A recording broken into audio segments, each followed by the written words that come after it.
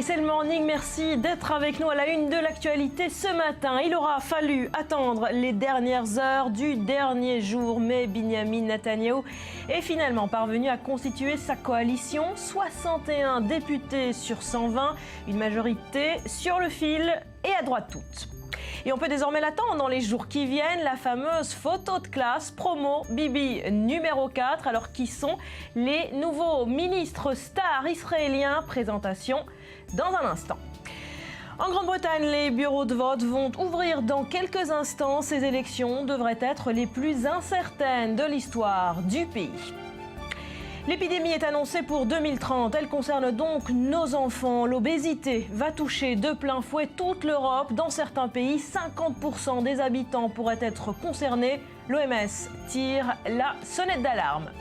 Enfin, qui ne l'a pas vécu? Selon une étude très sérieuse relayée par la presse américaine, eh bien, aller acheter des meubles chez Ikea peut provoquer de graves crises dans le couple, allant parfois même jusqu'au clash ultime.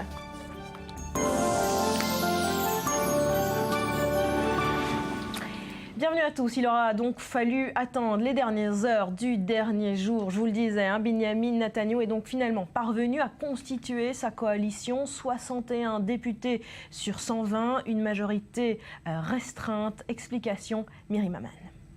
Les négociations auront duré 40 jours et c'est à moins de 2 heures de l'échéance qu'un accord a été trouvé. Le grand vainqueur de ces débats, c'est lui, Naftali Bennett, président du parti nationaliste religieux Foyer Juif. C'est lui qui prend la parole en premier pour annoncer la formation d'un gouvernement.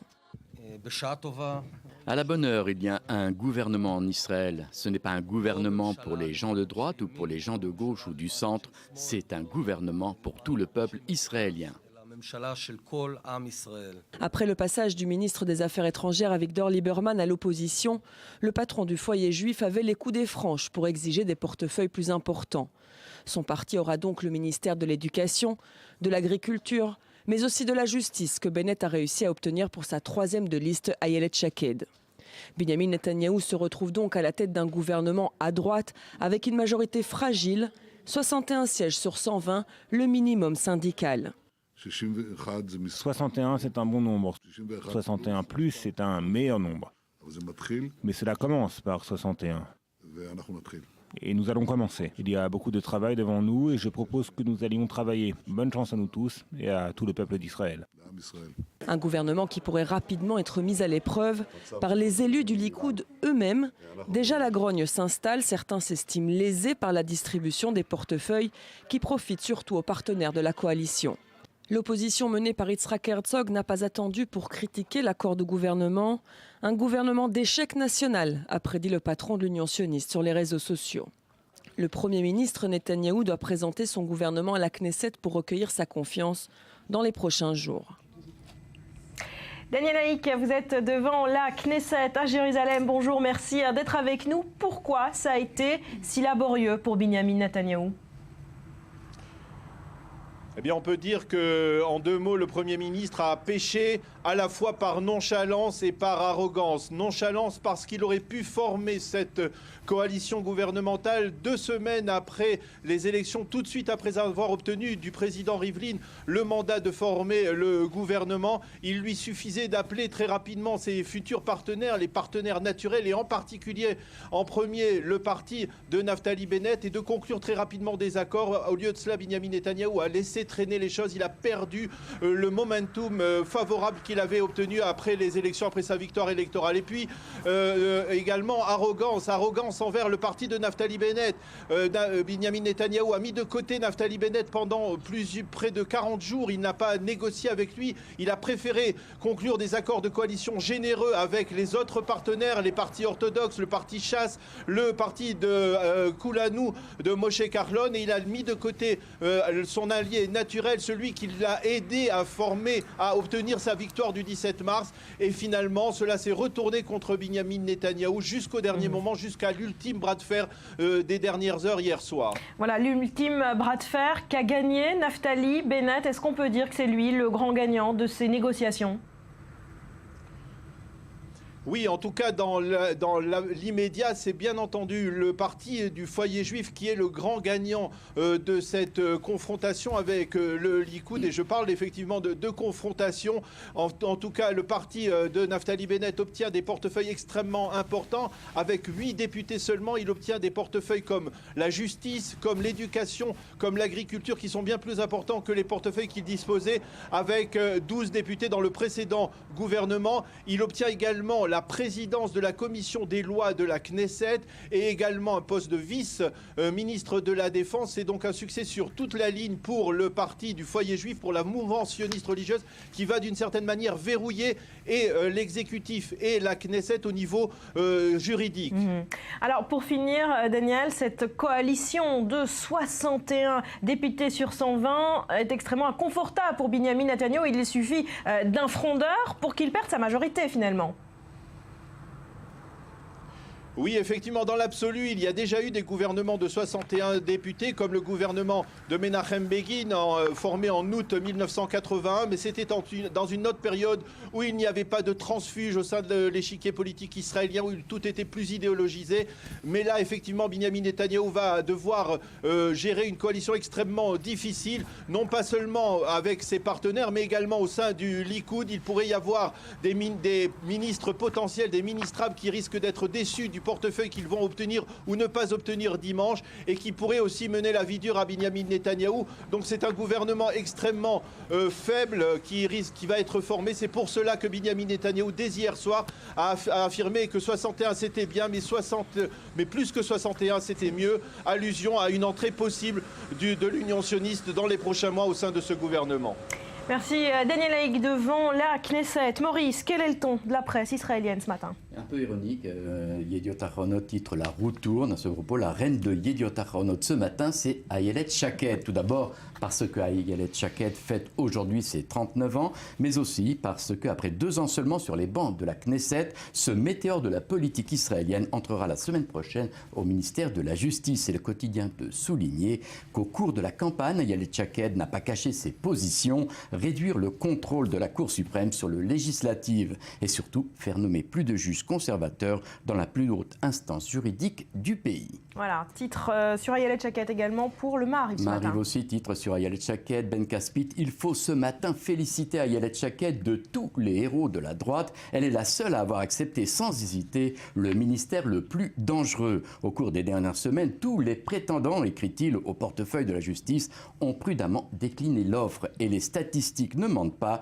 Les députés Likoud et d'autres partis peuvent réciter en dormant, écrit-il, la liste des candidats au poste à qui on a fait comprendre qu'ils pourraient avoir des déboires avec la justice. Ayelet Shaked, elle, n'a pas été effrayée, constate Ben Caspit dans Maariv. Voilà, et le Haaretz revient sur cette saga des derniers jours. Le suspense aura duré et bâti ce gouvernement, le gouvernement de la dernière minute. Effectivement, Yossi Werther a déjà trouvé le surnom de ce gouvernement, le gouvernement de la 90e minute, et son principe moteur, le premier qui rit, sera aussi le dernier à pleurer. Qui a écrit un scénario aussi étonnant, demande Yossi Werther. L'ex-secrétaire de la présidence du Conseil, détesté par l'épouse du Premier ministre, devient une star. Un verre de poison politique pour Benjamin et Sarah Netanyahou, écrit Yossi Werther. Mais maintenant, il ne reste plus qu'à attendre le prochain épisode. Celui-ci risque d'être sanglant sur le plan politique, évidemment. Et on termine par le Israël Hayom. Oui, l'éditorialiste d'Israël Hayom n'a pas apprécié ce que Bennett a fait à Netanyahou. Bennett, qui avait déjà compris les limites du pouvoir dans l'affaire de la nomination de Ohana, a, semble-t-il, oublié un autre principe essentiel en politique. Une confiance en soi démesurée et une arrogance sans limite peuvent permettre des succès à court terme, mais sur le long terme, ce sont les ennemis les plus cruels des politiciens, écrit l'éditorialiste d'Israël Hayom. Merci Maurice. Dror, quels sont les principaux défis qui attendent ce nouveau gouvernement? Le premier défi, c'est bien évidemment survivre, parce qu'avec 61 sièges sur les 120 que compte la Knesset, ce ne sera pas une mince affaire de s'installer dans la durée pour ce gouvernement. Barbara, et Binyamin Netanyahou a fait allusion à un éventuel élargissement de la coalition peut-être vers l'opposition actuelle, le centre-gauche, l'Union sioniste, mais pour cela, il faudrait sacrifier peut-être le foyer juif, dont on a dit à quel point il sortait gagnant de cette période de négociation. Donc c'est un petit peu la quadrature du cercle, comment élargir ce gouvernement tout en maintenant les partenaires actuels, les composantes actuelles de la coalition. Est-ce qu'on peut dire en tout cas que cette nouvelle coalition telle qu'elle existe aujourd'hui correspond à ce que voulait l'électorat israélien ? Oui, d'une certaine manière, parce que l'électorat israélien voulait avant tout que, et c'était le message envoyé à Benjamin Netanyahou, au Likoud et aux autres partenaires envisagés pour cette coalition, l'électorat voulait avant tout que le gouvernement s'occupe des questions sociales, le coût de la vie, le coût du logement. Moshe Kachlon, qui sera nommé ministre des Finances, c'est pas un hasard, c'est le principal défi, ce sera, on y reviendra tout à l'heure, l'une des grandes figures de ce gouvernement. Maintenant, c'est un gouvernement étroit, et on a beaucoup parlé au cours de cette campagne électorale, et après, on en a reparlé récemment avec les manifestations des Israéliens d'origine éthiopienne, des divisions de la société israélienne. Comment un gouvernement peut-il traiter ce problème absolument endémique de la division de la société israélienne alors qu'il repose sur une majorité aussi étroite? Ça, c'est vraiment l'un des défis qui sera les plus difficiles à relever pour Netanyahou. Alors pour finir, les médias internationaux parlent ce matin de l'un des gouvernements les plus à droite de l'histoire d'Israël, d'extrême droite pour certains. Est-ce que ça correspond à la réalité ? Non, parce qu'on a une aile centriste avec Moshe Kachlon. Oui, si l'on considère que la gauche et la droite en Israël se définissent avant tout sur les questions diplomatiques. Effectivement, contrairement au gouvernement précédent avec Tzipi Livni et Yair Lapid, il n'y a pas dans ce gouvernement, dans cette coalition, de centre ou de centre-gauche pour qui les négociations avec les Palestiniens sont une question majeure. Pas d'équivalent de Tzipi Livni ou de Yair Lapid. Moshe Kachlon se désintéresse un petit peu de ce genre de questions. Donc là, effectivement, c'est vraiment une différence qui ancre ce gouvernement à droite. Il y a eu des gouvernements plus à droite encore que celui-là. Et encore une fois, l'électorat israélien n'était pas vraiment intéressé par la question du processus de paix. Et donc, de ce point de vue-là, c'est un gouvernement qui correspond au message envoyé par l'électorat. Donc, il y a une différence là entre satisfaire l'électorat israélien et satisfaire la communauté internationale. C'est un gouvernement qui peut satisfaire l'électorat israélien et qui peut plus difficilement satisfaire la communauté internationale, en tout cas les Américains et les Européens. Merci beaucoup Dror. On vous retrouvera évidemment pour parler plus en profondeur de ces ministres qu'il faut connaître aujourd'hui dans ce gouvernement. Autre titre de l'actualité en Grande-Bretagne, je vous le disais, les bureaux de vote vont ouvrir dans quelques instants. Ces élections devraient être les plus incertaines de l'histoire du pays. Ça va se jouer vraisemblablement dans un mouchoir de poche, mais ni les travaillistes ni les conservateurs n'obtiendront de majorité absolue. Yohann Jameta. C'est une campagne qui ne mobilise pas les Britanniques. Ce jeudi, les 46 millions d'électeurs du Royaume-Uni sont appelés à élire un nouveau Parlement. Le Premier ministre conservateur David Cameron va devoir affronter le leader du Parti travailliste, Amy Miliband. Mais cette élection ne suscite pas l'engouement parmi la population, lassée de l'alternance perpétuelle entre les deux partis. Les Britanniques n'ont guère confiance en ceux qui se partagent le pouvoir en Grande-Bretagne depuis près d'un siècle. Eh bien, j'ai trouvé ça très ennuyeux. Ça m'a semblé très, très long. Je trouve la campagne intéressante parce que les extrêmes ressortent un peu plus des deux côtés du spectre politique.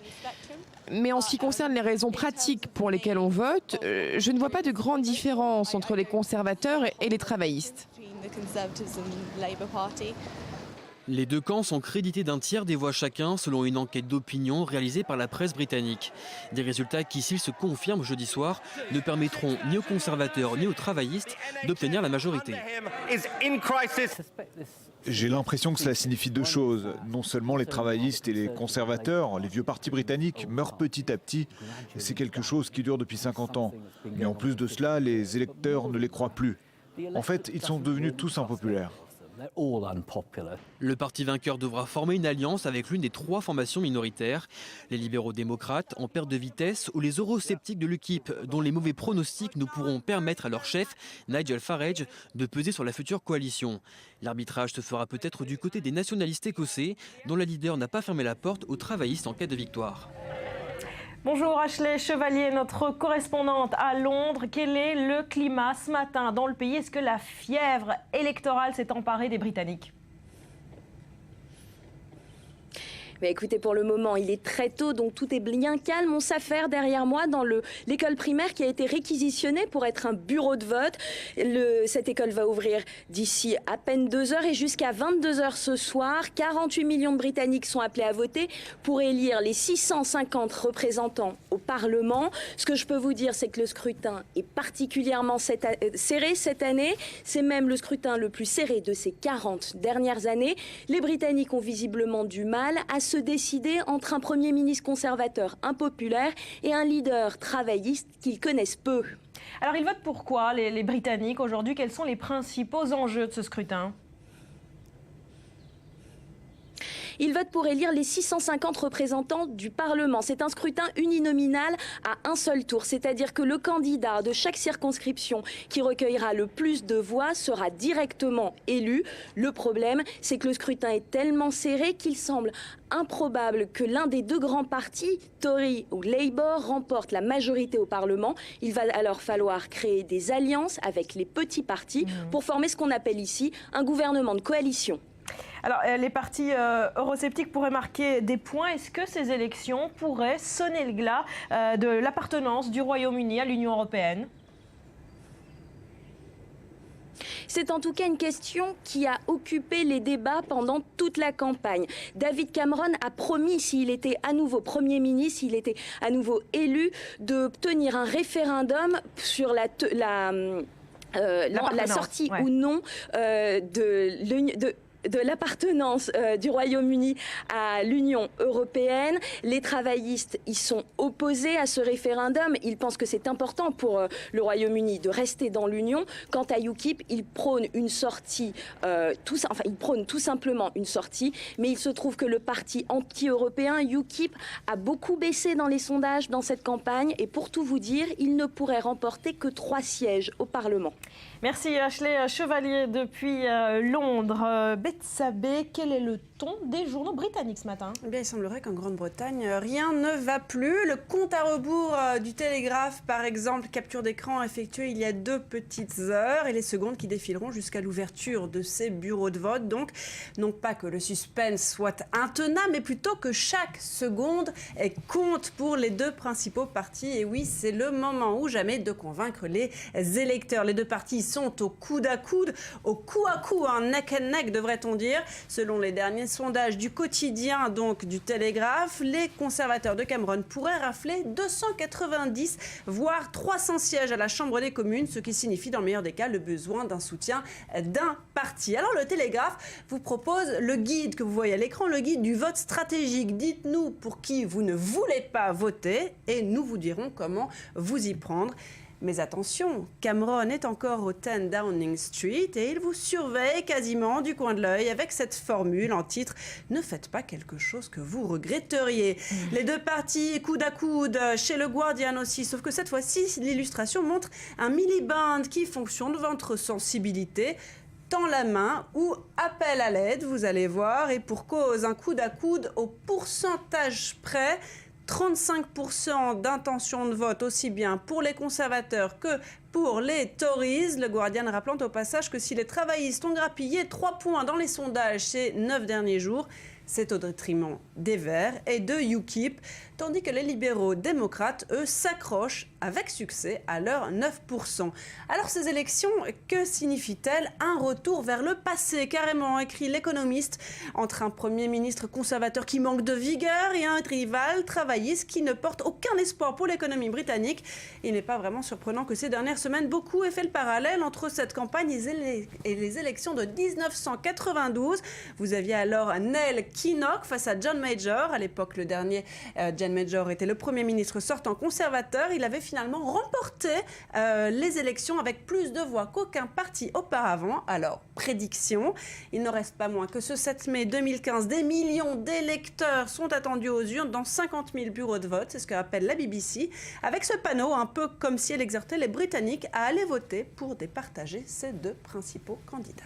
Merci Bethsabée. On tente de mieux comprendre les grands enjeux de ce scrutin. Ce qui préoccupe avant tout les Britanniques, c'est le système de santé publique, mais il est également question dans cette élection d'immigration et on l'a dit, de ce fameux Brexit, une sortie éventuelle de l'Union européenne. Elsa Pariente. Les législatives les plus serrées depuis 41 ans. Un cadre tendu pour le duel Cameron-Miliband, encore 20% d'indécis et de dossiers clés dans cette campagne qui n'a pas agité les foules. Premier dossier, l'immigration. Conservateurs et travaillistes s'accordent sur un point, pas d'accès aux prestations sociales pour les immigrés européens. C'est aussi la place de cette nouvelle force de travail qui pose problème pour les travaillistes. Nous allons pénaliser la baisse des salaires ou la dégradation des conditions de travail pour les travailleurs locaux à cause de l'exploitation des travailleurs immigrés. C'est la bonne chose à faire pour les gens qui travaillent dans notre pays. Alors que le Royaume-Uni compte 8 millions d'immigrés, la position du Premier ministre sortant se veut plus tranchée. Contrôler l'immigration et ramener son niveau à celui des années 90, tel est l'objectif affiché par David Cameron. Une politique anti-immigration qui mine de front depuis plusieurs mois. Nous avons pris des mesures pour réduire les chiffres et nous attaquer aux abus concernant l'obtention de visas pour ceux qui viennent d'ailleurs que d'Europe. Nous avons imposé un cap annuel de 20 700 pour les migrations économiques. Nous avons fait de la Grande-Bretagne un endroit où il est beaucoup plus difficile d'exister en tant qu'émigré illégal. Deuxième dossier au centre de la campagne, l'Union européenne. La relation est tortueuse depuis des décennies entre la Grande-Bretagne et l'Union. Peur d'une perte de souveraineté, crainte vis-à-vis du couple franco-allemand. David Cameron veut obtenir un statut à part au sein de l'organisation régionale. Promesse de campagne du conservateur, tenir d'ici fin 2017 un référendum. Je pense que le peuple britannique mérite vraiment un référendum sur la question de rester ou non dans une Union européenne réformée. J'ai été très clair sur le fait que je ne mènerai pas un gouvernement qui ne tiendrait pas cet engagement. Conviction politique, mais aussi stratégie. Ce référendum est en effet une façon de satisfaire le parti eurosceptique UKIP dont les conservateurs pourraient avoir besoin en cas de formation d'une coalition. Concernant l'Europe, vision totalement opposée côté travailliste. Une sortie de l'UE serait un désastre pour Ed Miliband.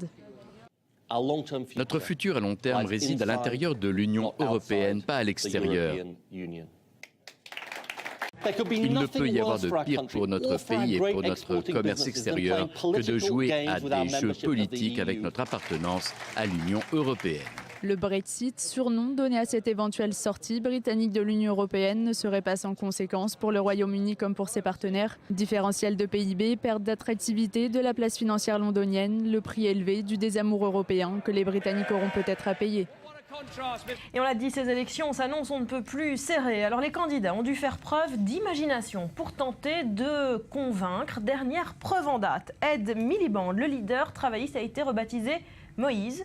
Il a gravé dans la pierre Udi ses promesses électorales. Absolument. Alors les mauvaises langues ont l'habitude de dire que l'exercice du pouvoir fait oublier tout à coup les promesses qu'on peut faire en campagne et que les hommes politiques enterrent très vite leurs promesses. Alors pour marquer les esprits des Britanniques et se présenter comme celui qui enfin appliquera son programme, le travailliste Miliband a convoqué la presse pour leur montrer cette œuvre. On va la voir, une œuvre de 2,60 m de haut, donc une roche avec en haut le slogan de campagne du Labour, A Better Plan for a Better Future, un meilleur plan pour un futur meilleur. S'en suivent donc les 6 promesses fondamentales de sa campagne: refonte économique, meilleures conditions pour les familles ouvrières, un meilleur système de santé, le contrôle de l'immigration, un pays où la jeune génération sera plus prospère que la précédente, et enfin un accès facilité à la propriété. Alors bref, c'est tout un programme. Signé dans la pierre. Ah oui, gravé dans la roche, comme on dit, tout un programme qu'il a promis de transporter dans le jardin du 10 Downing Street,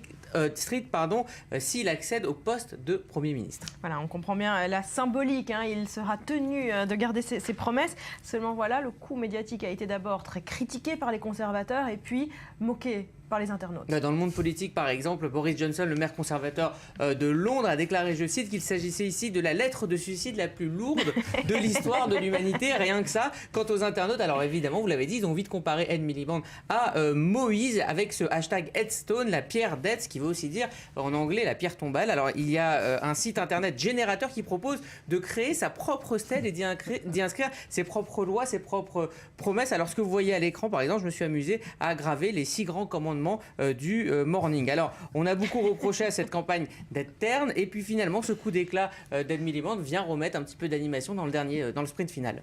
Voilà. Peut-être pour faire oublier le sandwich gate, on a un petit peu le temps d'en parler, cette autre photo peu avantageuse du travailliste qui mange non sans mal son sandwich au bacon. Alors, ses partisans se sont, vous le voyez, montrés solidaires avec un humour british, en se prenant en photo sur les réseaux sociaux, en mangeant comme leurs favoris. Donc voilà, est-ce que cet emballement médiatique des derniers jours va attirer les Britanniques aux urnes, eh bien, on verra ça aujourd'hui. Voilà, il a quand même dans été les heures qui élue viennent. personnalité la plus sexy aussi, Miliband. Je ne sais pas si c'est lui ou son sandwich, mais effectivement. Merci Rudy. En France, journée décisive pour Nicolas Sarkozy dans l'affaire des écoutes. Ce matin, la Chambre de l'instruction de la Cour d'appel de Paris doit en effet se prononcer sur la légalité des écoutes ayant mené à la mise en examen de l'ancien chef d'État, de son avocat Thierry Herzog et de l'ancien haut magistrat Gilbert Azibert. Une décision qui aura également un impact politique. Vous le savez, l'Assemblée nationale vient de voter la loi sur le renseignement qui élargit le champ et l'utilisation de ces fameuses écoutes téléphoniques. Et toujours en politique française, le micro-parti de Marine Le Pen, Jeanne, a été mis en examen. La justice lui reproche d'avoir été au centre d'un système de surfacturation pendant les législatives de 2012. Marine Le Pen affirme qu'elle et ses proches n'ont rien à se reprocher. Explication, Myriam Aman. Marine Le Pen est en déplacement à Prague pour participer à une conférence anti-européenne et anti-immigration. La présidente du FN a violemment attaqué les dirigeants européens dans ses déclarations, mais son programme est à nouveau perturbé par les problèmes de son parti. Son micro-parti Jeanne est en effet mis en examen pour escroquerie et acceptation par un parti politique d'un financement par une personne morale. Mais comme à son habitude, Marine Le Pen assure que tout va bien. Une mesure administrative parfaitement classique depuis que la loi a permis la mise en examen de personnes morales. Ce sont des choses qui sont dans la ligne, si vous voulez, attendue. Mais ceci ne démontre aucune culpabilité. Et je persiste à vous dire que nous n'avons strictement rien à nous reprocher dans le processus de financement des élections. L'enquête porte sur le financement des campagnes présidentielles et législatives 2012 et vise le FN, le micro-parti Jeanne, et la société Riwal. C'est de cette société dirigée par Frédéric Chatillon, un proche de Marine Le Pen, que Jeanne est soupçonnée d'avoir reçu un financement illicite. Jeanne aurait prêté des fonds aux candidats frontistes tout en leur fournissant des kits électoraux fabriqués par Riwal, un système en vase clos qui aurait pu permettre de pratiquer des surfacturations au préjudice final de l'État, puisque les frais de campagne sont remboursés. Après un 1er mai émaillé d'incidents, la suspension de Jean-Marie Le Pen du parti, les échanges musclés avec son père par médias interposés et la mise en examen de son micro-parti, on peut dire que Marine Le Pen a passé une semaine difficile. Allez, on va se quitter pour un nouveau journal. Rudy, on vous retrouvera juste après pour parler notamment du mensonge du siècle, après le match du siècle, la fameuse blessure cachée de Pacquiao. Et on parlera également de cette épidémie. Elle est annoncée pour 2030. Elle concerne donc nos enfants. L'obésité va toucher de plein fouet toute l'Europe. Dans certains pays, 50% des habitants pourraient être concernés. Et l'OMS tire la sonnette d'alarme. Ce sera donc juste après un nouveau journal, le point complet sur l'actu dans 2 petites minutes avec Daniel Atlan.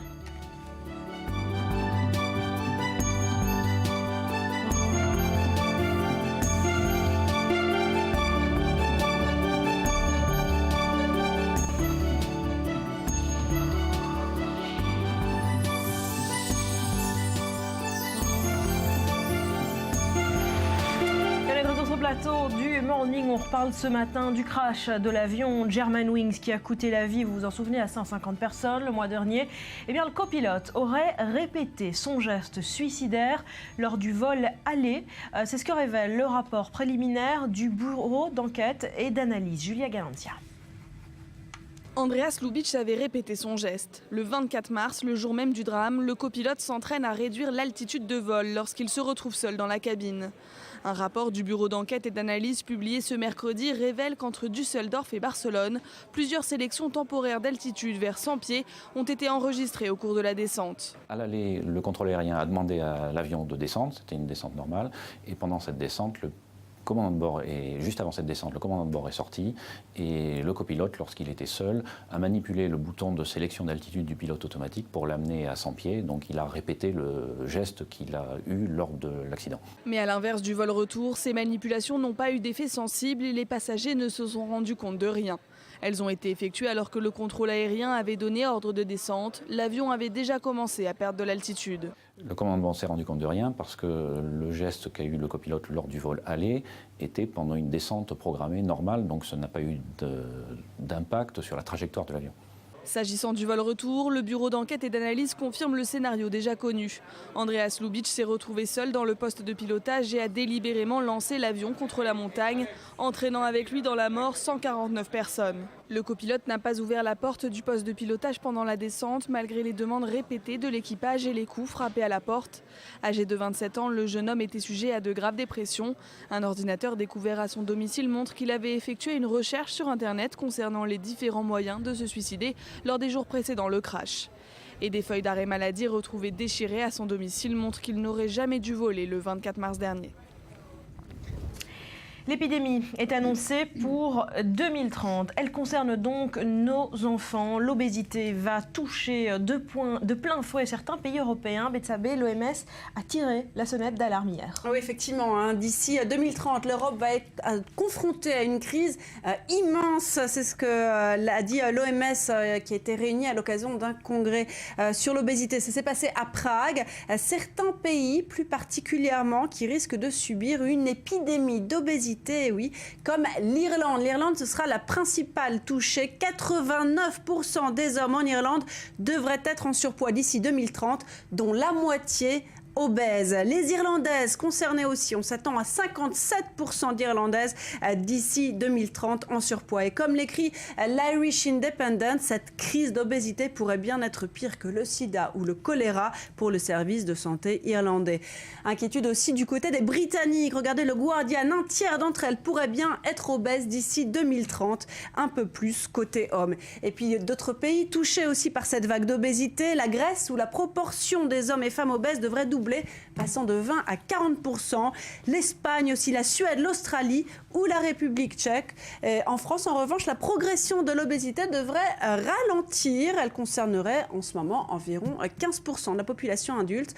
Or, eh bien, l'inquiétude n'est pas d'ordre esthétique, mais bien d'ordre sanitaire. Et oui, l'obésité est un facteur important de risque de développer des maladies cardiovasculaires, le diabète et certains cancers. Alors justement, où est la limite? Quand est-ce qu'une personne est considérée en surpoids? Quand son indice de masse corporelle dépasse 25, une personne est considérée comme obèse quand l'IMC dépasse 30. Alors l'IMC, c'est quoi? C'est le poids divisé par la taille au carré. Vous pouvez donc calculer le vôtre. Ainsi, cet exemple de surpoids pour une personne d'1,60 m et qui pèserait 70 kg, son IMC serait donc de 27,3. Elle serait donc considérée comme étant en surpoids. Merci Betsabé. On en parle avec Paula Brahmiamar, médecin nutritionniste. Vous êtes spécialiste de l'obésité chez les enfants. Alors parlons-en du surpoids chez nos enfants. En tant que parents, est-ce qu'il y a des gestes à faire pour prévenir cette obésité infantile ? Oui, bonjour. Alors, je pense que c'est très important quand on commence à diversifier l'alimentation d'un enfant, c'est-à-dire pratiquement quand il finit de boire son lait vers 6-8 mois et qu'on introduit des nouveaux aliments, de lui donner des très bonnes habitudes et manger très varié. Les bonnes habitudes s'acquièrent en fait dans la petite enfance avant l'âge de 6 ans. Et donc, surveiller ne veut pas dire priver ni interdire, mais juste vraiment surveiller. Et on doit les nourrir surtout en leur donnant outre variés, des très bonnes proportions qui conviennent à leur âge, et on doit pouvoir leur dire non s'ils réclament en plus. Limiter bien sûr les desserts sucrés à chaque repas en tout cas, et favoriser la consommation plutôt de fruits et de légumes. Faire très attention aux boissons sucrées qui souvent accompagnent les repas des enfants, et ils finissent par perdre l'habitude de boire de l'eau, ils ne savent plus boire de l'eau, donc ça devient un vrai problème. Enfin, sans jouer aux gendarmes vraiment, garder le contrôle de ce qu'il mange à la maison, parce qu'on sait que de toute façon, à l'extérieur, il est toujours un petit peu plus lâché dans son alimentation. Voilà, il faut également absolument mettre nos enfants au sport? Alors voilà, je pense que c'est très important, pas seulement de les mettre, mais de participer avec eux, surtout quand ils sont tout petits. Voilà, sortir, bouger beaucoup avec eux, surtout les fins de semaine, et en profiter parce qu'à l'adolescence, ils vont vous dire non, ils voudront plus que vous sortiez avec eux, que vous fassiez beaucoup d'activités avec eux, ils seront autonomes. Donc oui, le plus possible, les mettre en activité extérieure, en groupe, et sortir avec eux, surtout vous, parents, en fin de semaine. Voilà. Alors on sait ce qu'il nous reste à faire ce week-end. Merci beaucoup d'avoir été avec avec nous. On parle d'autre chose.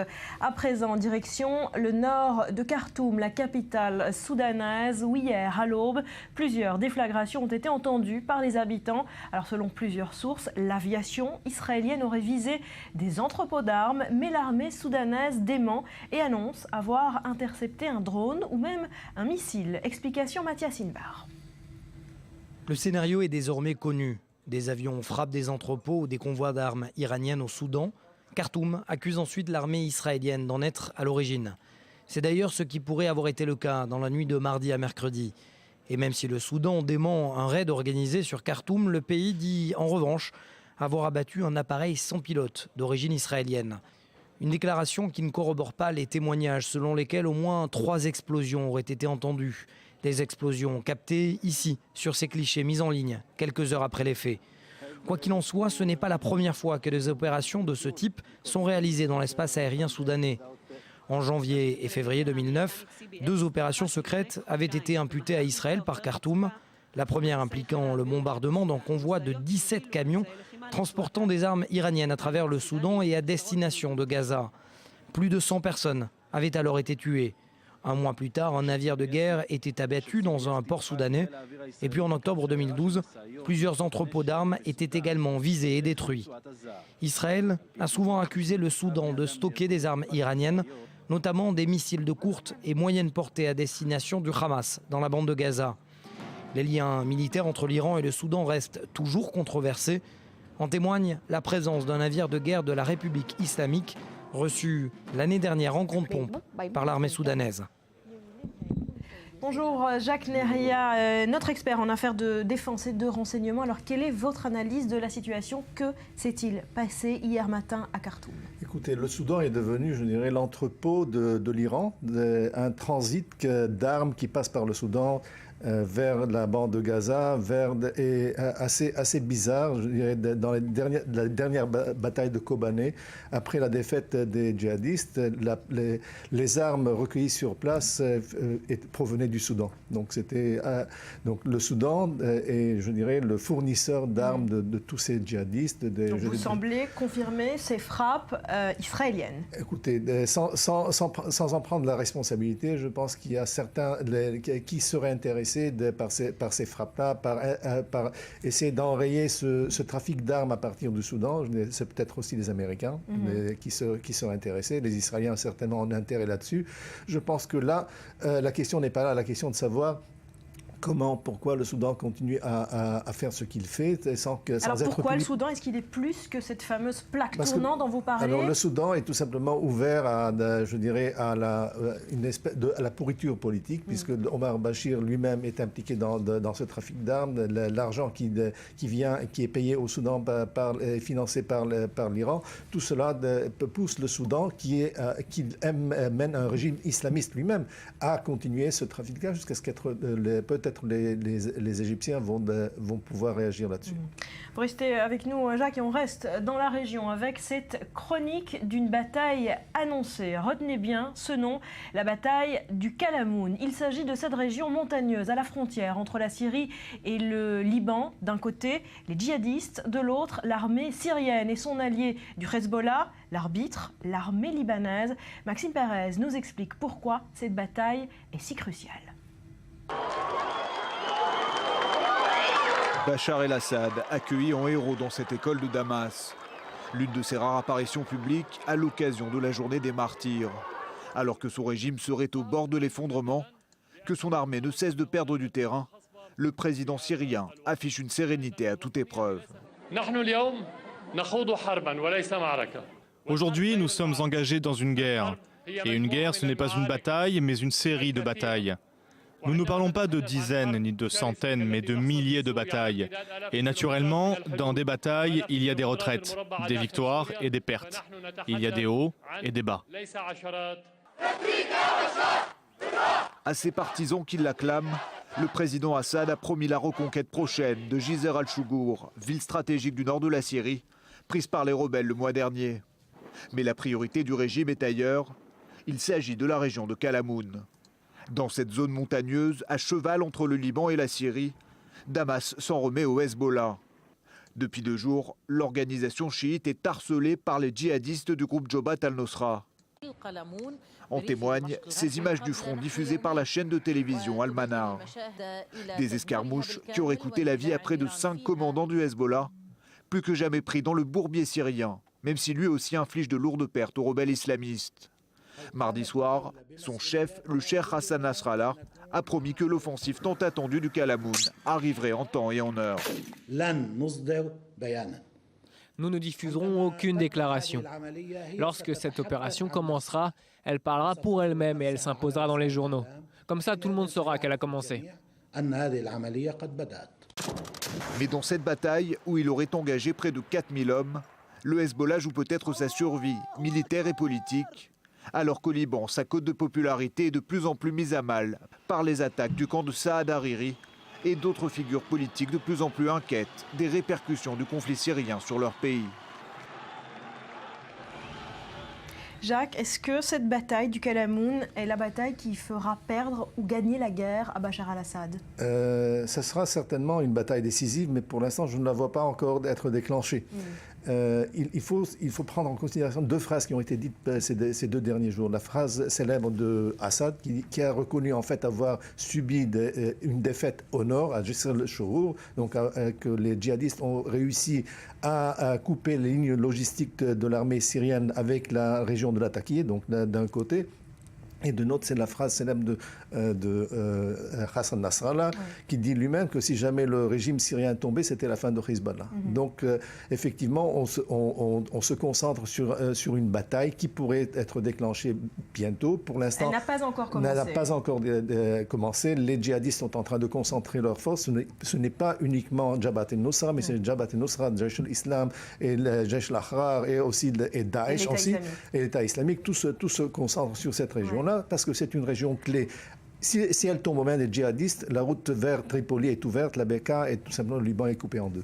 Alors précisément, est-ce que l'enjeu de cette bataille, il est seulement territorial ou également moral, à savoir saper l'opposition syrienne? Écoutez, si jamais Kalamoun tombe aux mains des djihadistes, la question qui va se poser sera à Téhéran. Comment faisons-nous pour continuer à garder le régime ou à sauver le régime d'Assad? Aujourd'hui, déjà, il y a des brigades entières qui sont des brigades de mercenaires amenées d'Afghanistan, du Pakistan et d'autres places qui sont commandées par les Bassidj, donc des gardes révolutionnaires. Ouais.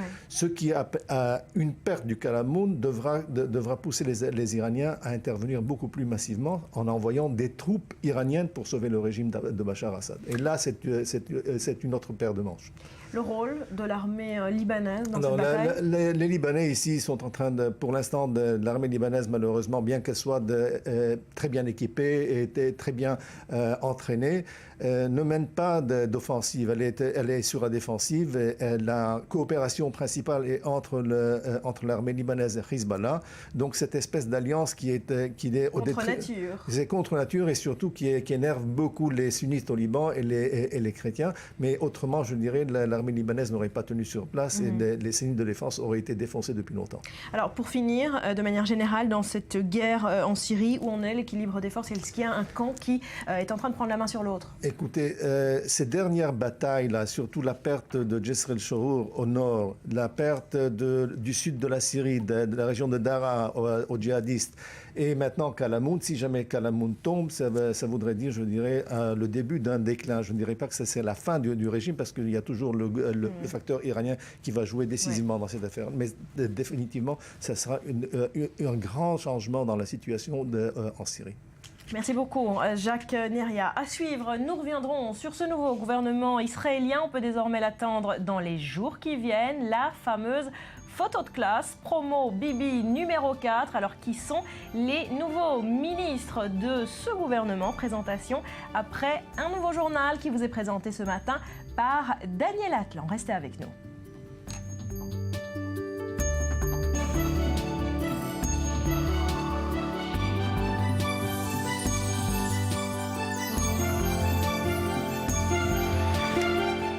Sur le plateau du Morning. Merci d'être avec nous ce matin. Bienvenue. Si vous nous rejoignez, on poursuit cette édition par les grands titres à la une de la presse arabe et israélienne ce matin. Maurice, on démarre par cette fameuse bataille du Kalamoun dont on parlait il y a quelques instants. Tous les regards de la presse proche orientale sont centrés sur la région du Kalamoun. Le quotidien libanais affirme ce matin qu'en dépit des allégations qui circulent dans la presse sur l'imminence de la bataille de Kalamoun, les partis semblent encore en train de se préparer et attendent visiblement la fonte des neiges de ce massif stratégique pour lancer la bataille. Selon des informations provenant du terrain, les djihadistes d'Al-Nosra ont évacué certaines positions des collines difficiles à défendre. Selon les mêmes sources, Al-Nosra fait face à l'État islamique à l'est du Kalamoun, dans les régions de Homs, Quneitra et Daraa. Et ce n'est pas le meilleur moment d'affronter le Hezbollah et l'armée syrienne dans le Kalamoun, affirme Assafir. Voilà, Lorient Le Jour revient, lui, dans ce contexte, sur les revers militaires du régime syrien ces derniers mois. Oui, après un an de victoires successives, le quotidien francophone libanais revient sur la série de revers militaires essuyés ces derniers mois par les troupes de Bachar al-Assad. Et la liste est longue, pas moins de 7 défaites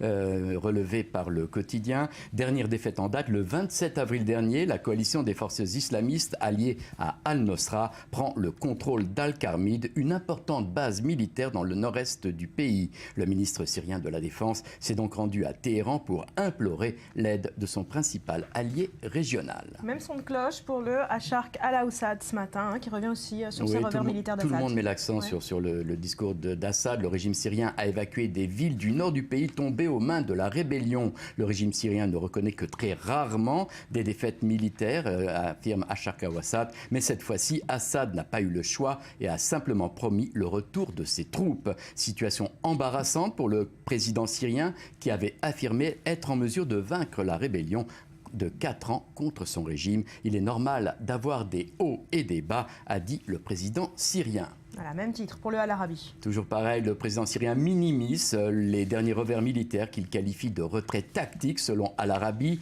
Les avancées et des reculs sont dans la nature des batailles, a ajouté Bachar al-Assad. De leur côté, les leaders de la rébellion annoncent la formation d'une nouvelle coalition dans le Kalamoun. Cette coalition et les attaques préventives contre le Hezbollah prouvent que la bataille de Kalamoun a commencé, affirme la coalition au quotidien Al-Arabi.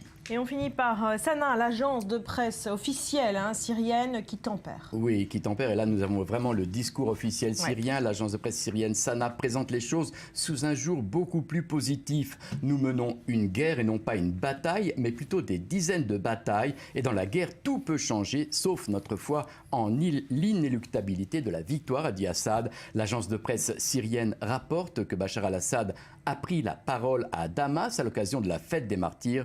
Une fête qui commémore les massacres de 1916 de nationalistes syriens par les Ottomans. Ces massacres se répètent aujourd'hui de la même forme avec des outils et des noms différents, a insisté Assad, une allusion au président turc Tayyip Erdogan qui soutient la rébellion syrienne. Merci Maurice. Retour en Israël où le calme semble revenu au sein de la communauté éthiopienne du pays après les violentes manifestations du début de semaine pour dénoncer le racisme et la violence policière à leur égard. Ils espèrent désormais que le message a été entendu. Julien Baloul s'est rendu à la rencontre de ces juifs venus d'Afrique en Israël. Reportage à Rishon LeZion. Ayanao est journaliste. Il a émigré en Israël depuis l'Éthiopie à l'âge de 10 ans. Depuis le début des émeutes, il tente d'expliquer à ses collègues et au monde ce que vit sa communauté. Selon lui, pour comprendre, il faut ignorer les ONG et aller directement au contact de la population. Il nous donne donc rendez-vous dans la banlieue de Tel Aviv. Nous nous trouvons dans le quartier de Ramat Eliaou, à Rishon LeZion. Il y a ici une forte concentration d'immigrés éthiopiens. C'est un quartier très pauvre. Ici, rien n'est simple. Il y a des familles avec 5 ou 6 enfants et ils n'arrivent pas à s'en sortir dans leur situation économique. La présence de notre caméra attire l'attention. Certains habitants du quartier nous interpellent pour demander à témoigner. Je n'ai pas du tout été surpris par la manifestation. Ça fait 30 ans qu'on a cette souffrance en nous. On continuera de se battre jusqu'à ce qu'on obtienne ce qui nous revient de droit, comme chaque citoyen. Par exemple, je veux pouvoir me balader dans la rue à 22h, pouvoir acheter des cigarettes comme tout le monde sans qu'on m'arrête. J'en ai marre que la police m'arrête pour un rien. Quelques rues plus loin, on trouve Doron, propriétaire d'une boutique d'épices depuis 16 ans dans le quartier. Avec le temps, il est devenu un repère pour les habitants qu'ils ne peuvent pas toujours payer ce qu'ils souhaitent acheter dans son magasin. Ce n'est pas qu'une histoire de facture. Parfois, tu sais, ils viennent me demander de l'argent en attendant d'avoir leur salaire. Je pense qu'ils ont beaucoup de problèmes, des médicaments qu'ils veulent acheter. Leur vie est vraiment dure. Avec une peine visible dans les yeux et la nostalgie dans la voix, il se souvient de la manière dont il imaginait Israël lorsqu'il était enfant en Éthiopie. Venir ici était un rêve. Toutes les nuits, on en parlait. On nous disait l'an prochain peut-être. On rêvait tellement d'Israël. Et ça vous a fait quoi d'arriver? On est arrivé et la réalité nous a rattrapés. À la fin de la journée, Ayanao refuse de terminer la visite sur une note négative.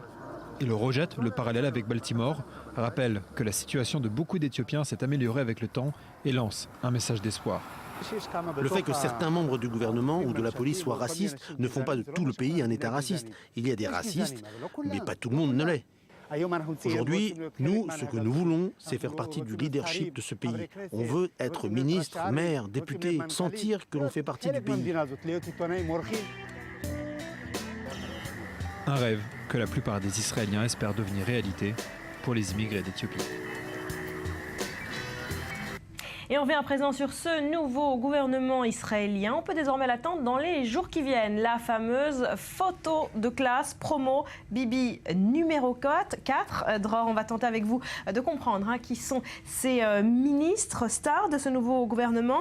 Il y a un nom qui revient sans cesse depuis 24 heures, celui d'Ayelet Shaked, 39 ans, numéro 3 du parti Le Foyer Juif, nouvelle ministre de la Justice. 39 ans aujourd'hui, Barbara, c'est son anniversaire et en tant que cadeau, elle a obtenu le portefeuille qu'elle espérait à peine obtenir en fait, jusqu'à il y a quelque temps, celui de la justice. Donc 39 ans, elle est très jeune et c'est l'une des étoiles montantes de la droite israélienne. Et ministre de la Justice, c'est pas une mince affaire. Elle aura fort à faire avec la Cour suprême. La Cour suprême qu'elle reproche, comme beaucoup de politiciens de droite, d'être déconnectée des réalités de la société israélienne et d'avoir trop de prérogatives. Elle aura fort à faire parce que les accords de coalition avec le parti centriste Kulanou empêchent en principe de porter atteinte aux prérogatives de la Cour suprême. Voilà, ils sont patrons directs, Naftali Bennett, qui a bien mené ces négociations. Naftali Bennett qui a bien mené ces négociations, alors que son parti avait obtenu un score plutôt médiocre aux dernières élections. Il espérait obtenir le portefeuille des affaires étrangères ou celui de la défense. Il va devoir se contenter de celui de l'éducation nationale, un portefeuille ministériel dont il est tombé amoureux, nous a-t-il dit, donc on est rassuré. Voilà pour le parti du Foyer Juif. On passe au ministre du parti centriste, le Kulanou. Moshe Kahlon, dirigeant de ce parti centriste, transfuge du Likoud, qui est devenu très populaire lorsqu'il était ministre des Communications et qu'il avait réussi, vous vous en souvenez, à libéraliser le marché de la téléphonie cellulaire. Et grâce à lui, en fait, tout un chacun peut téléphoner à un coût nettement moindre. Il a obtenu le ministère des Finances, ce qu'il espérait, et également plusieurs prérogatives qui vont lui permettre d'entamer certaines réformes, notamment dans le domaine bancaire.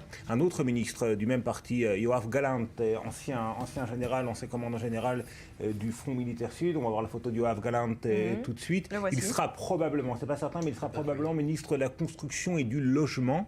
Et c'est ironique parce que pourquoi il n'avait pas obtenu il y a quelques années le poste de chef d'état-major de l'armée? Eh bien parce qu'on lui reprochait d'avoir agrandi sa villa sans avoir obtenu les autorisations nécessaires. Voilà, il ne fait pas partie du Foyer Juif, vous aurez rectifié, il fait partie du parti Kulanou. Et puis le parti religieux Chasse d'Aryeh Deri fait son grand retour dans les bancs de la majorité. C'est le grand retour d'Aryeh Deri à un poste ministériel. 25 ans après avoir été ministre de l'Intérieur, Aryeh Deri sera ministre de l'Économie. Il faut savoir que c'est pas lui. Voilà, Aryeh Deri est un système pileux un petit peu plus développé que Gilad Erdan. On va peut-être le voir tout de suite. Elle va arriver. Voilà, donc Aryeh Deri qui a purgé une peine de... C'est pas lui non plus. Aryeh Deri qui a purgé une peine de prison pour avoir obtenu des dépôts de vin il y a quelques années. Et c'est son grand retour. Et il faut savoir que sur les questions diplomatiques, sur la question du processus de paix, il est plutôt proche du centre et du centre-gauche. On termine par ces ministres qu'on vient de voir à l'écran, les ministres du Likoud, les derniers services. Voilà, les derniers services, le Likoud, le parti du pouvoir qui va devoir un petit peu se contenter des miettes, même si Moshe Ya'alon est maintenu à son poste de ministre de la Défense. Moshe Ya'alon, voilà, on le voit tout de suite. Il est maintenu, c'est l'ancien chef d'état-major de l'armée, maintenu donc au poste de ministre de la Défense. Il faut dire qu'il entretient des relations difficiles avec l'administration américaine et notamment avec John Kerry, le chef de la diplomatie américaine.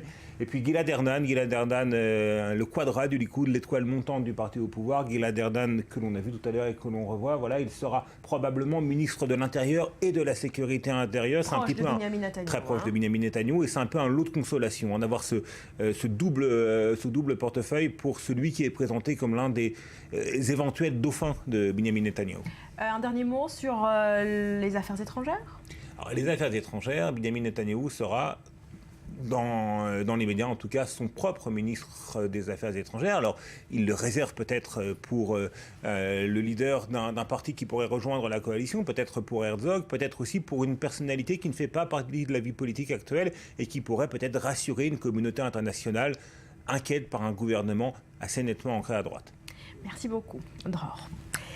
Et l'une des principales priorités de ce gouvernement sera de lutter contre la vie chère. C'était le thème prédominant de cette campagne. Les électeurs ont reproché au gouvernement sortant de ne pas s'être attelé au prix, par exemple, de l'immobilier, mais également de certains produits de base. En cause, le système israélien, la présence d'oligopoles sur le marché. Explication, Anthony Lesme. Été 2011. La contestation contre la vie chère gagne Israël. Des centaines de milliers de personnes protestent contre la hausse des prix du logement, mais aussi des produits alimentaires.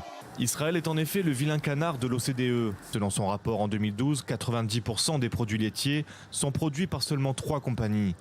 Même constat pour les sodas et les produits concentrés. Pour l'eau minérale, c'est 70% et le café, 83%. Reste qu'en 2014, le centre de recherche de la Knesset a conclu que les prix des denrées alimentaires avaient augmenté de 16% depuis 2007, contre 1,8% pour les autres pays membres de l'OCDE. Difficile pour le Conseil israélien des consommateurs de ne faire aucun lien avec les monopoles. Si la seule loi que les monopoles connaissent, c'est de maximiser leurs profits et abuser continuellement de nos consommateurs, ils ne doivent pas être surpris qu'on ait élevé la voix pour un contrôle large des prix. Contrôler les prix, au moins sur les produits de nécessité, c'est la volonté de cette organisation, à moins que la donne change. Notamment avec la nomination au gouvernement de Moshe Kahlon. Le nouveau ministre des Finances a fait une campagne anti-monopole et a recueilli 8% des suffrages. Principal objectif pour le ministre, faire baisser les prix en ouvrant le marché à la concurrence. Il devra alors faire face à des normes réglementaires kafkaïennes, ainsi qu'à un écosystème frileux à tout changement. Mais l'urgence est là. Selon l'OCDE, 31% des Israéliens vivent sous le seuil de pauvreté, 900 000 souffrent de malnutrition. Bonjour Gilles Latête, merci Gilles Darmon, merci d'être avec nous ce matin. Vous êtes le président de l'organisation Latête, organisation caricative qui lutte contre l'insécurité alimentaire dans le pays. Est-ce que vous faites confiance à ce nouveau gouvernement pour s'atteler à la vie chère ? Écoutez, comme tout nouveau gouvernement, il va devoir faire face à un paradoxe clair, qui est celui d'un côté de la volonté politique affichée, notamment de Moshe Kahlon, le nouveau ministre des Finances, pour s'affronter à ce type de questions, mais de l'autre côté, une certaine inexpérience dans la gestion des affaires de l'État. Et je crois que ça va être le véritable défi de ces équipes-là, de pouvoir remplir leurs objectifs ambitieux avec finalement très peu d'expérience. Le précédent gouvernement, et notamment des partis comme le parti de Yesh Atid, de Yair Lapid, s'était un peu cassé les dents sur ce manque d'inexpérience, et la plupart des réformes qu'ils avaient lancées n'ont pas abouti, justement sans doute par une méconnaissance des rouages de l'État. Donc je crois que c'est une affaire à suivre, et à eux d'être rapidement opérationnels et de combler leur manque d'expérience par un excédent d'enthousiasme, je dirais. Voilà, manque d'expérience et peut-être manque de budget. Beaucoup de promesses sociales de la part de ce nouveau gouvernement dans cette campagne. Est-ce qu'il s'est donné les moyens budgétaires de les tenir, ces promesses ? Écoutez, les accords de coalition annoncent des chiffres impressionnants, puisqu'il y aurait à peu près 10,5 milliards de shekels supplémentaires qui seraient attribués aux différents projets du parti. Si on regarde des différents partis qui vont rejoindre la coalition, Si on regarde l'aspect social de ces mesures, il y a 2 mesures importantes qui apparaissent. C'est l'augmentation des allocations pour les enfants de l'ordre de 2,5 milliards de shekels. Donc un gros effort du gouvernement, c'était là une demande forte des partis juifs orthodoxes. Et une autre mesure phare qui est celui de la TVA à taux zéro pour les produits de base, qui là aussi demandera un effort important budgétaire, puisqu'on parle d'un coût de 1 milliard de shekels concernant cette mesure. Donc je dirais que oui, des objectifs ambitieux, mais a priori le gouvernement devrait se donner les moyens de le faire. Sur le papier en tout cas. Les accords de coalition sont une forme d'obligation pour le gouvernement. Merci. Il faut attendre le résultat. On verra ça dans les jours qui viennent. Merci beaucoup Gilles Darmon d'avoir été avec nous. À suivre, les disputes de couple chez Ikea. Restez avec nous, ce sera après un nouveau journal avec Daniel Atlan.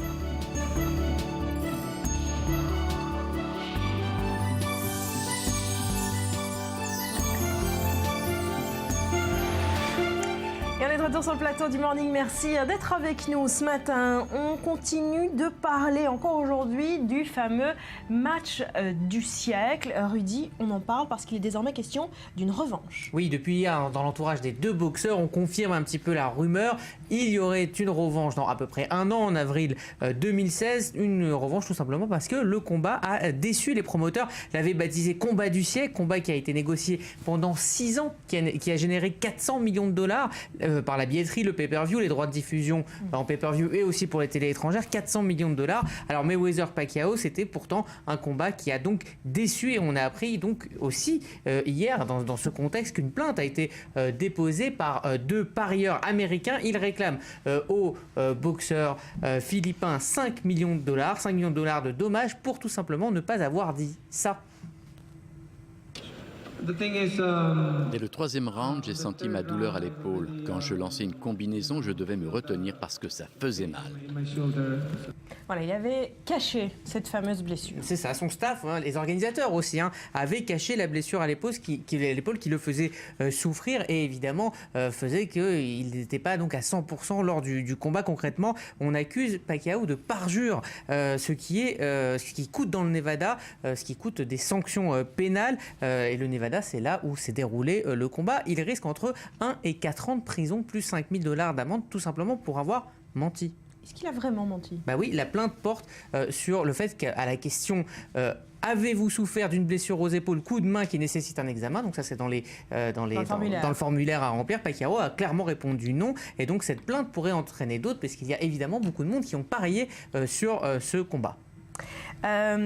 Est-ce que le fait que cela risque de se terminer devant les tribunaux nous prouve finalement qu'il y a eu trop d'argent dans cette affaire et dans le domaine de la boxe ? On pourra toujours dire en fait que Pacquiao a été obligé de combattre vu les enjeux énormes financiers de ce combat, mais finalement le phénomène n'est pas nouveau. Ça rappelle un cas extrême, un cas dramatique, celui du footballeur colombien Andrés Escobar.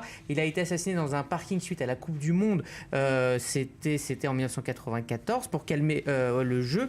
On dit dans l'entourage que Pacquiao, il a été assassiné parce qu'il avait marqué un but contre son camp. Des gens de la mafia en Colombie avaient parié sur la victoire de la Colombie. Et donc voilà. Donc bon, effectivement, toute cette rumeur sur le nouveau combat serait un petit peu pour calmer le jeu et pour éviter des ennuis aux boxeurs philippins.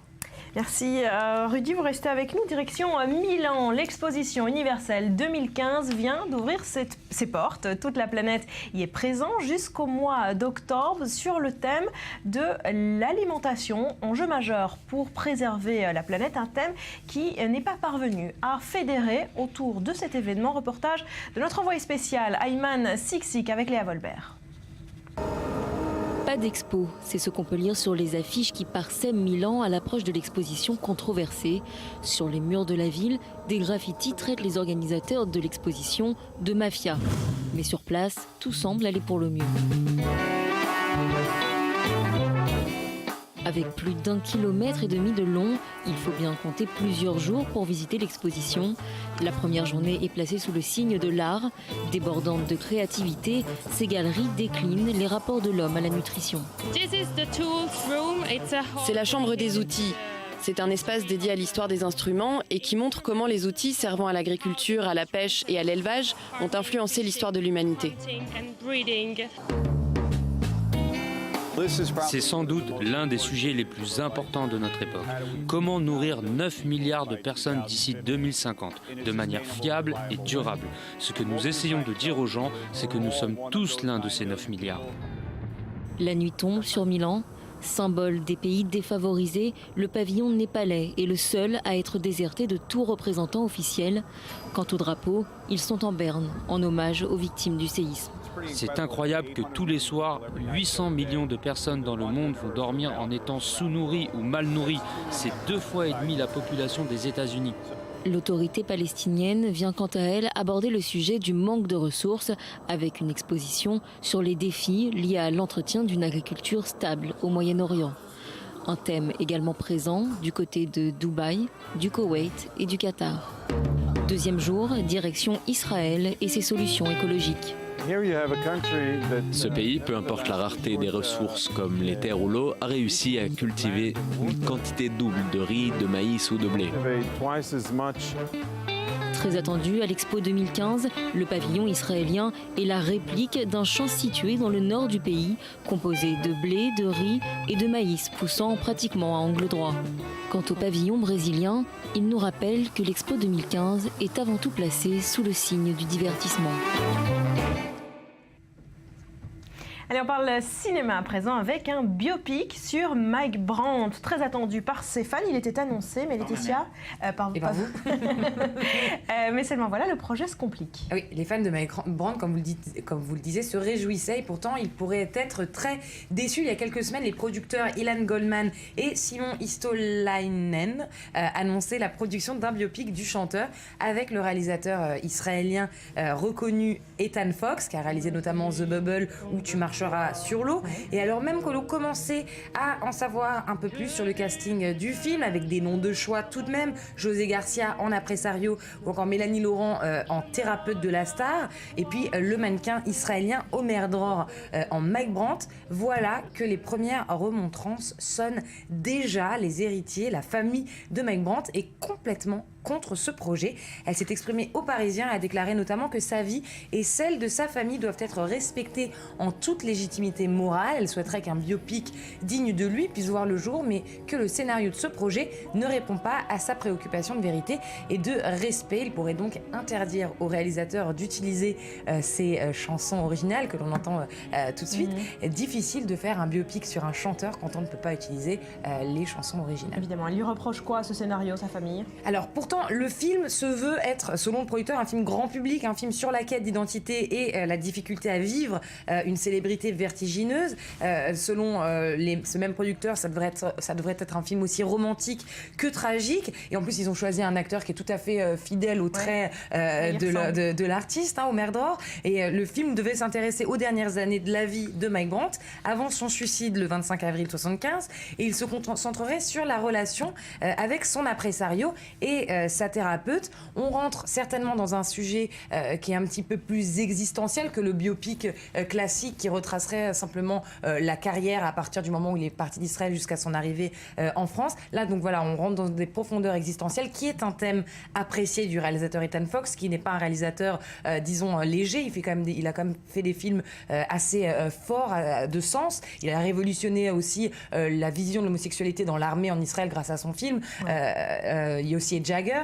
Donc on s'attend à un projet de la part du réalisateur assez fort. Il va dévoiler des choses certainement, et du côté de la famille, je pense qu'on s'attendait à un biopic un peu plus calme et un peu plus c'est ça qui dérange, quoi, rentrer dans les profondeurs de l'âme de Mike Brandt, qui était un personnage très, très torturé. Ok, donc voilà où on en est pour ce projet. D'autres fans, en revanche, vont être ravis d'apprendre une très bonne nouvelle, une suite à Indiana Jones. Exactement, une suite à Indiana Jones. Et quand on parle de suite à Indiana Jones, on ne peut pas s'empêcher d'écouter ce thème musical. Évidemment, quel classique. Oui, alors en fait Indiana Jones est bien de retour pour un 5e volet. Vous êtes ravis, Rudy, vous adorez Indiana Jones. Comment il va faire à l'âge qu'il a. Alors justement, on va en parler dans quelques secondes de ce casting d'Indiana Jones. C'est la présidente de Lucasfilm qui s'appelle Kathleen Kennedy qui l'a confirmé mardi. On ignore encore qui prendra les traits d'Indiana Jones, puisque Harrison Ford, même s'il a refait le rôle il y a quelques années aux côtés de Shia LaBeouf et qu'il a récupéré son rôle dans le fameux Star Wars qui va sortir cette année, eh bien c'est on a beaucoup de doutes sur sa reparticipation à Indiana Jones dans ce 5e volet. Elle a précisé, cette Kathleen Kennedy, que ce sera un jour chez Disney. Elle peut pas vraiment nous dire quand et elle peut pas nous dire comment. Elle peut pas nous dire donc non plus qui. Il y a donc quand même des rumeurs qui circulent. Il y a évidemment beaucoup de rumeurs. Chris Pratt qu'on a vu dans les Guardians of the Galaxy et en Chasseur de dinosaures dans Jurassic World. Bradley Cooper de Very Bad Trip et American Sniper. Shia LaBeouf qui jouait le fils d'Indiana Jones dans le dernier volet. Lui, c'est complètement out. Hein, on n'en parle plus du tout comme l'incarnation d'Indiana Jones.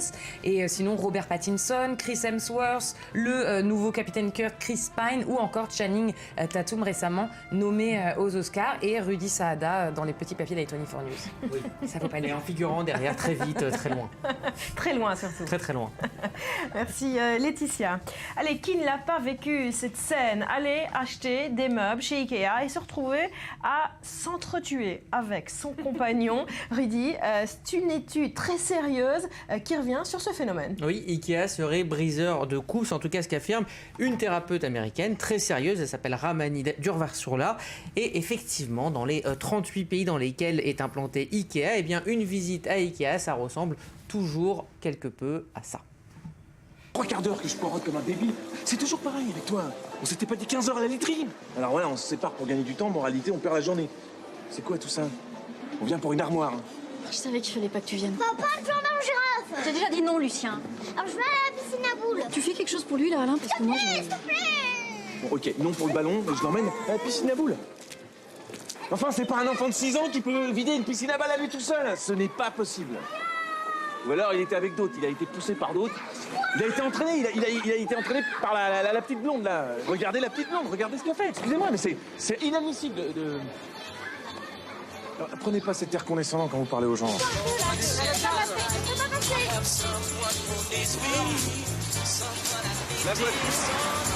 La voiture elle est là-bas. La voiture s'est garée là-bas. Elle est là-bas la voiture. Elle est de ce côté-là, la voiture. Ah, mais fais confiance à mon instinct, elle est là-bas. Elle est là, la voiture. Ah oui, ben ça va, on a compris. Voilà, extrait de Tellement proche. Nakash Toledano. C'est vrai, hein, tout est vrai. Oui, on s'y retrouve. Vécu, alors on va revenir quand même à cette étude publiée dans le Wall Street Journal, c'était mardi. Alors d'après elle, l'attention, le choix et l'atmosphère pousseraient les couples à s'opposer violemment. Alors à Ikea, c'est vrai qu'il faut faire des choix sur son intérieur, sur son mode de vie, sur son porte-monnaie aussi. Et cet enjeu qui paraît anodin, en fait, selon l'étude, fait remonter des rancœurs bien plus profondes dans le couple. En clair, hein, on vient, et ça peut aussi mener à une séparation définitive, au clash. Au divorce. Absolument. Mais c'est une réalité. En clair, on commence à s'opposer pour des meubles et on finit par tout se dire, par tout lâcher. Est-ce que ce qu'on a vu est confirmé par cette étude, à savoir que les femmes veulent toujours acheter beaucoup plus de choses que ce qui était prévu, et le mari, voilà, il n'a pas trop envie de débourser? Il y a ça, mais même il y a tout simplement des choix de goût, au-delà même du porte-monnaie. Mais c'est vrai que ce genre de conflit, c'est pas spécialement lié à l'enseigne suédoise Ikea. Est-ce que ça se passe forcément chez Ikea, ce genre de dispute de couple? Vous pouvez acheter plein de choses et à chaque fois avoir ce même problème. Mais chez Ikea, il y a un autre problème, c'est ça, ou encore ça.